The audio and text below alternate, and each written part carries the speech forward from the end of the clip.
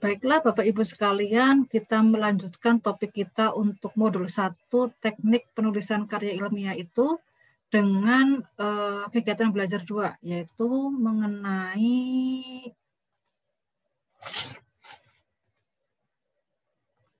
ini dia.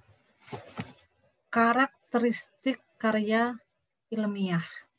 Nah, sebelum saya melanjutkan ke materi kita tentang karakteristik karya ilmiah, saya ingin menyampaikan terlebih dahulu kompetensi apa yang diharapkan setelah panjenengan semua menyelesaikan materi ini. Begitu. Jadi ada 5 kompetensi yang diharapkan gitu ya.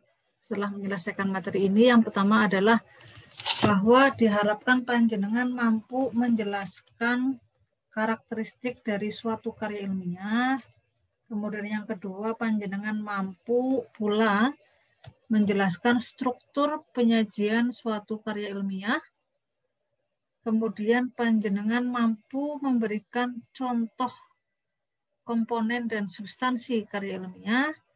Kemudian yang keempat, panjenengan mampu mengenali sikap penulis dalam karya ilmiah.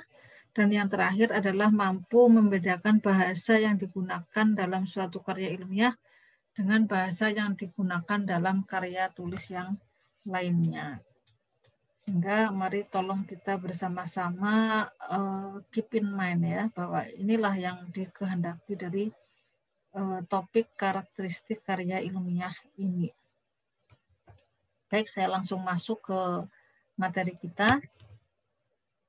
Jadi ada secara umum ya, secara garis besar ada 4 aspek ya, ada 4 aspek yang menentukan suatu karakteristik dari karya ilmiah. Artinya bahwa suatu karya itu bisa kita kenali sebagai suatu karya ilmiah dilihat dari 4 aspek ini, yaitu struktur penyajian, komponen dan substansi karya ilmiah, kemudian sikap penulisnya di situ, dan juga bahasa yang digunakan ya. Kita pahami bahwa suatu tulisan tentu punya struktur atau alur penyajian sendiri-sendiri.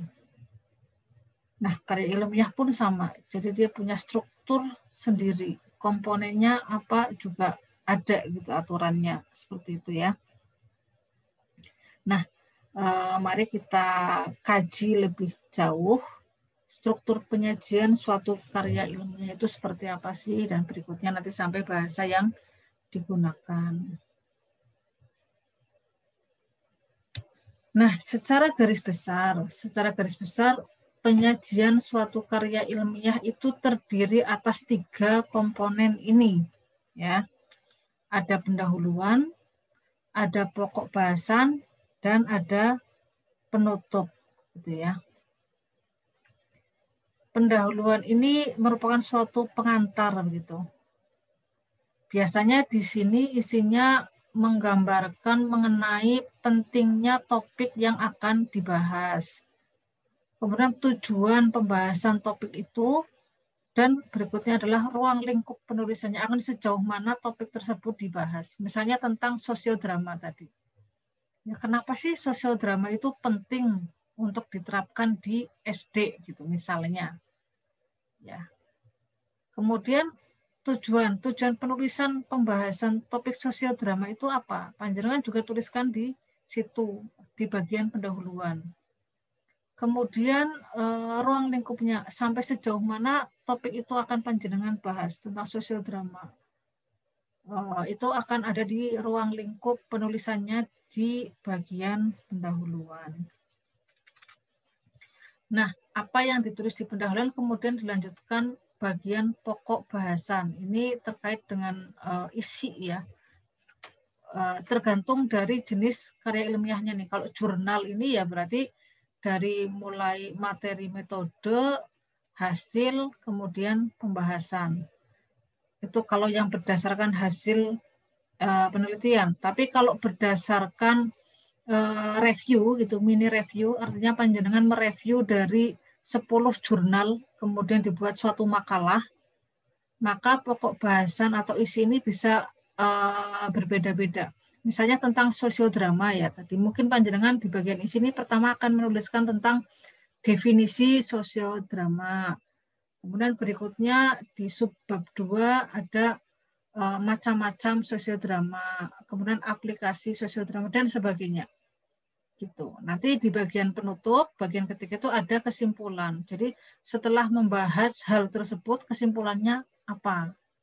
Berikutnya di situ juga ada harapan atau rekomendasi Anda, panjenengan, setelah membahas 10 minimal ya, 10 jurnal, maka panjenengan tentu akan menarik sebuah kesimpulan, sehingga dari kesimpulan tersebut akan muncul suatu rekomendasi. Jadi sebaiknya bla bla bla bla bla. Maka hindarilah bla bla bla bla seperti itu. Dan keseluruhannya itu nanti akan dirangkum, diringkas dalam sebuah abstrak. Abstrak itu yang akan muncul pada bagian awal tulisan ya, setelah judul biasanya. Begitu. Nah, terkait dengan komponen dan substansi karya ilmiah ya.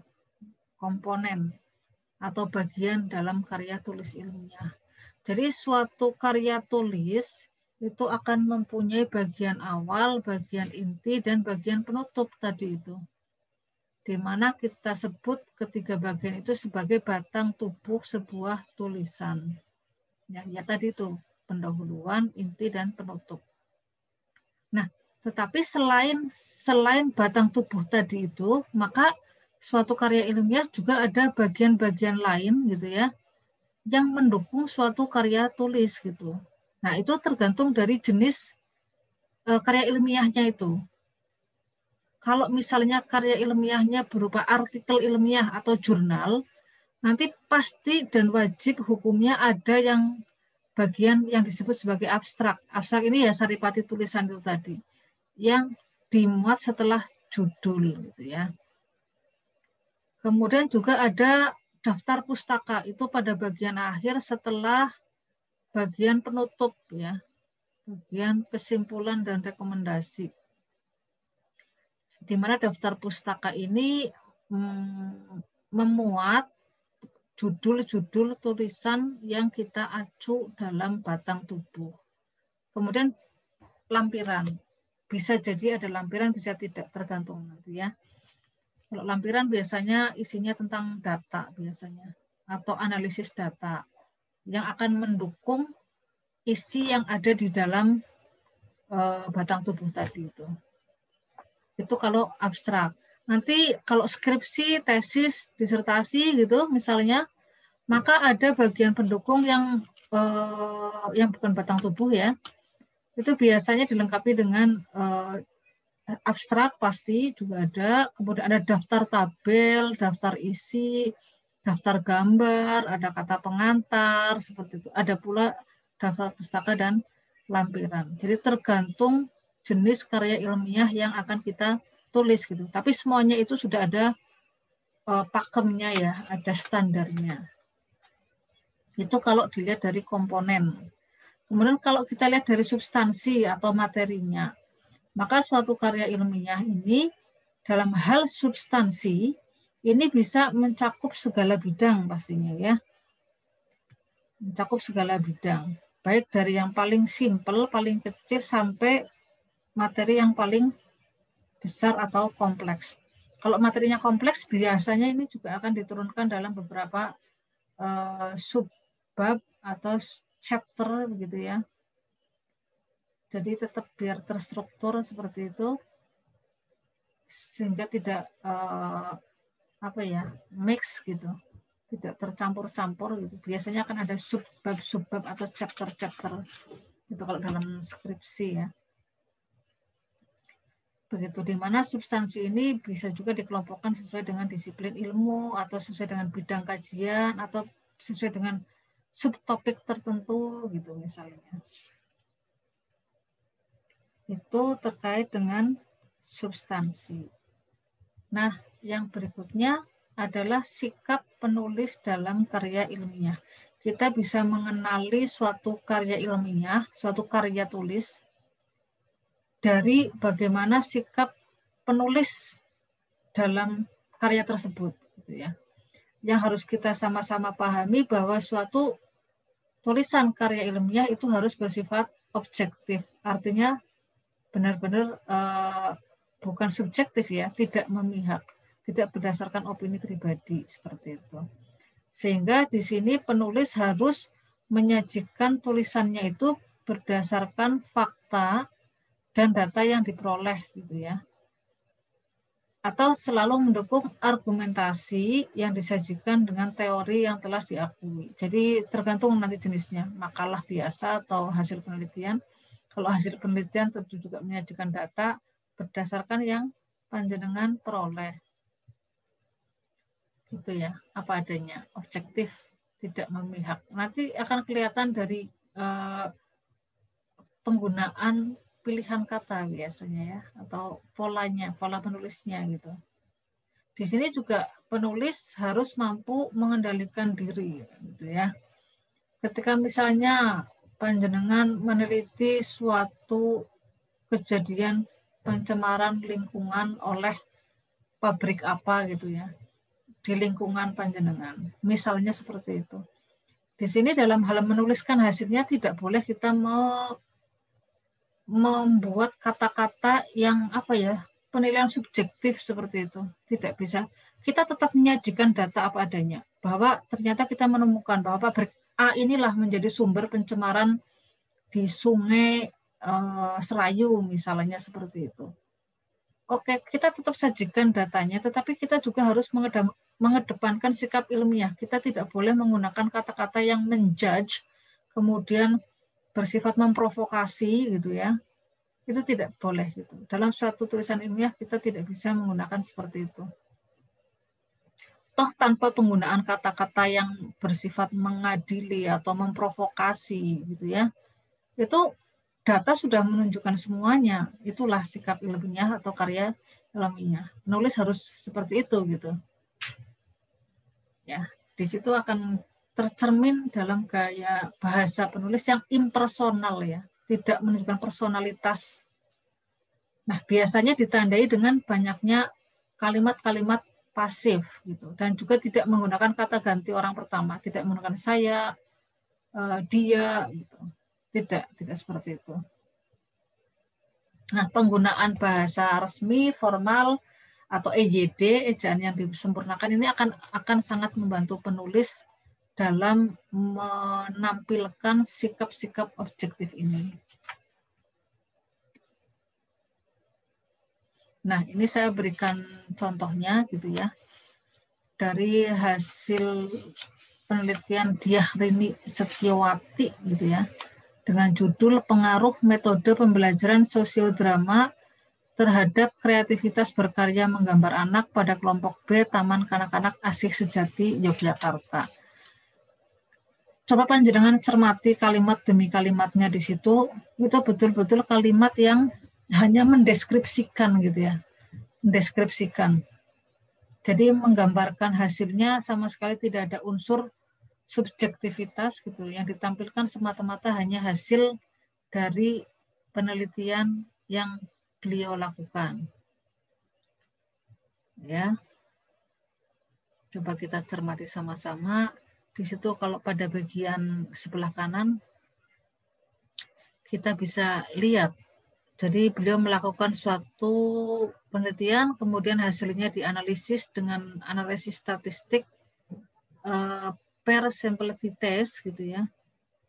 Maka diketahui bahwa nilai T sebesar minus 6,439, di mana hasilnya menunjukkan bahwa panjenengan bisa lihat di paragraf kedua terakhir, berdasarkan uji empiris sebelum dan sesudah diberikan metode pembelajaran sosiodrama, metode pembelajaran sosiodrama ini ternyata mempengaruhi kreativitas berkarya seni menggambar anak pada indikator 1, 4, dan 5. Dan setelah dilakukan uji statistik dan uji empiris, keduanya menunjukkan hasil yang sama. Jadi dengan demikian, metode pembelajaran sosiodrama berpengaruh terhadap kreativitas berkarya menggambar anak pada kelompok B Taman Kanak-kanak Asih Sejati Yogyakarta. Artinya hasilnya ternyata mendukung hipotesis beliau sejak awal. Beliau sudah berasumsi bahwa ini akan berpengaruh dan hasilnya ternyata memang betul, tetapi di situ tidak ada unsur-unsur subjektivitas ya. Tidak kelihatan bahwa benar kan bahwa ternyata asumsi saya bla bla bla. Tidak seperti itu, tetapi betul-betul hanya menyajikan hasil berdasarkan penelitian atau pengamatan seperti itu.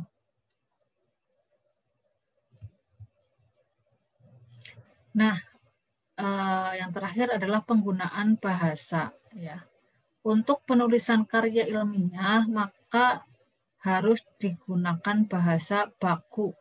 Kalau bahasa Indonesia ya bahasa EYD, ejaan yang disempurnakan. Kalau yang pakai bahasa Inggris juga bahasa Inggris yang baku, bukan bahasa Inggris yang enggak baku ya. Misalnya kalau apa ya, ini biasanya di abstrak ya. Abstrak itu ditulis dalam dua bahasa biasanya, bahasa Inggris dan bahasa Indonesia. Want to itu kan baku. Tapi orang-orang kan di sana banyak menggunakan kata-kata wanna misalnya. Wanna itu want to. Nah itu wanna itu nggak bisa digunakan. Gonna, go to. Gitu ya. Gonna nggak bisa digunakan. Kita pakailah go to. Seperti itu. Jadi yang digunakan adalah bahasa-bahasa baku, bukan bahasa penggunaan percakapan sehari-hari. Gitu ya. Kalau di Indonesia ya tadi. Kita bisa juga cek di KBBI atau Kamus Besar Bahasa Indonesia. Terutama istilah-istilah serapan gitu misalnya ya, yang kita serap dari bahasa, entah bahasa Arab, bahasa Inggris, bahasa Belanda, nanti penulisannya dalam bahasa Indonesia seperti apa, itu bisa dicek di KBBI, Kamus Besar Bahasa Indonesia. Nah, ada dua hal juga yang harus diperhatikan sehingga makna katanya yang kita gunakan dapat dengan tepat diterjemahkan ya. Artinya kita harus memilih kata-kata sesuai dengan makna yang dimaksud gitu ya. Tadi denotatif itu ya. Jangan makna konotatif gitu. Makna konotatif kan sindiran ya. Kadang-kadang kita omongkan apa maka yang berkebalikan gitu. Misalnya kita melihat suatu atau anak kita lah ya. Murid-murid kita misalnya.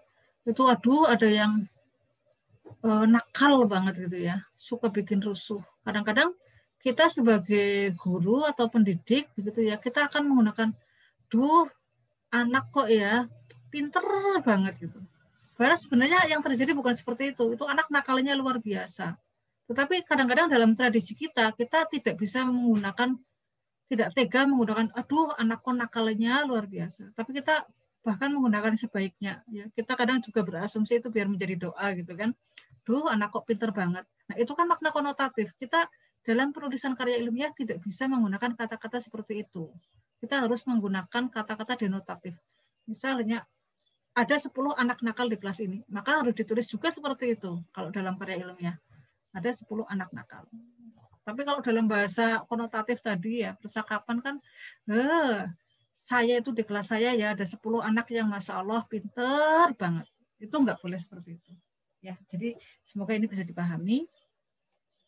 Dan juga kita harus memperhatikan apa? Yang kedua adalah nilai rasa. Nilai rasa dalam menggunakan kata. Kadang satu kata itu bermakna apa ya? Ganda gitu ya. Kita harus di situ harus memperhatikan nilai rasa mana yang paling tepat gitu ya. Katakanlah kita mau mengatakan dia itu jelek, bisa dengan jelek, dengan buruk, dengan apa gitu ya, tidak baik gitu. Nah, itu kita bisa memilih kata-kata yang nilai rasanya itu lebih inilah ya, lebih bisa diterima oleh masyarakat seperti itu. Nah, yang terakhir bahwa selain menggunakan kata-kata yang baku dengan makna yang tepat tadi itu, maka kalimat yang ditulis dalam karya ilmiah itu juga harus kalimat yang efektif, efisien, dan mengikuti kaidah-kaidah penyusunan kalimat. Efektif, efisien ya, langsung to the point, tidak bertele-tele lah kalimatnya begitu ya. Panjenengan pasti paham bagaimana kalimat yang bertele-tele itu muter-muter ternyata intinya ya sampai ke A gitu misalnya. nggak bisa seperti itu. Kalau cerpen itu kan biasanya atau novel itu kan kalimatnya bertele-tele karena ingin menggambarkan betul-betul secara sempurna suatu kondisi.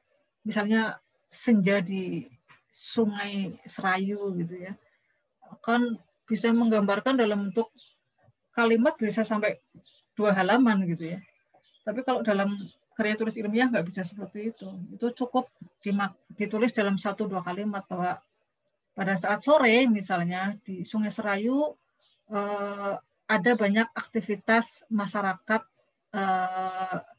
yang akan mencari ikan misalnya. Kayak gitu ya. Kalau dalam kalimat cerpen mungkin bisa senja yang indah, kemudian pada pematang sawah di tepi sungai terlihat banyak anak kecil, banyak orang. Itu kita nggak bisa seperti itu dalam sebuah karya tulis ilmiah. Dan tentu saja harus mengikuti kaidah penyusunan kalimat ya, ada SPO, pola SPO ya, panjenengan saya kira pasti sudah paham, subjek, predikat, objek. Kita harus menurut kaidah-kaidah penulisan seperti itu. Nah, ini adalah beberapa contoh kata-kata ya. Selain kalimat juga kata-kata. Ada kata baku dan kata tidak baku. Ini yang sering juga terjadi salah paham, salah kaprah ini ya. Yang paling banyak saya temukan misalnya adalah kata-kata aktivitas dengan menggunakan F. Kalau bahasa lisan itu tidak akan terlihat, tapi bahasa tulisan akan terlihat ya. Aktivitas dengan F itu tidak baku. Yang baku adalah aktivitas dengan menggunakan V. Kalau kita nulis aktif saja, itu menggunakan F, betul ya. Tetapi kalau itu sudah kita tambah dengan imbuhan itas, aktivitas menunjukkan suatu kejadian gitu, maka harus pakai V atau aktivitas gitu ya, pakai V. Kemudian yang kedua, halal bihalal. Banyak saya temukan penulisannya terpisah. Nah, yang seharusnya penulisannya itu disambung gitu kalau bakunya. Terus Al-Quran dengan apostrof itu tidak baku. Yang baku adalah Al-Quran tanpa menggunakan apostrof. Kemudian berikutnya antri itu tidak baku. Yang baku adalah antre gitu ya. Apotik juga tidak baku ya. Sering kita temukan kan apotik itu. Yang baku itu tulisannya apotek gitu. Kemudian berikutnya nih. Nah, ini juga sering ketemu nih. Efektivitas pakai F. Yang betul adalah aktivitas pakai V. Ijazah pakai S. Ini tidak baku. Yang baku adalah ijazah tapi pakai Z. Kwitansi. Kwitansi itu tidak baku tuh. Yang baku itu kwitansi pakai U bukan pakai W ya. Nah, ini semuanya bisa kita temukan pada buku-buku EYD. Ini murah sekali harganya, hanya sekitar 12.500, banyak kita temukan di toko buku gitu ya. Kemudian di KBBI juga yang tebel itu juga pasti ada gitu. Jadi monggo silahkan, nanti itu buku murah, bisa panjenengan beli, bisa juga dilihat dari elektroniknya juga ada kalau nggak salah gitu ya. Jadi silahkanlah untuk mulai menulis dengan baku gitu ya.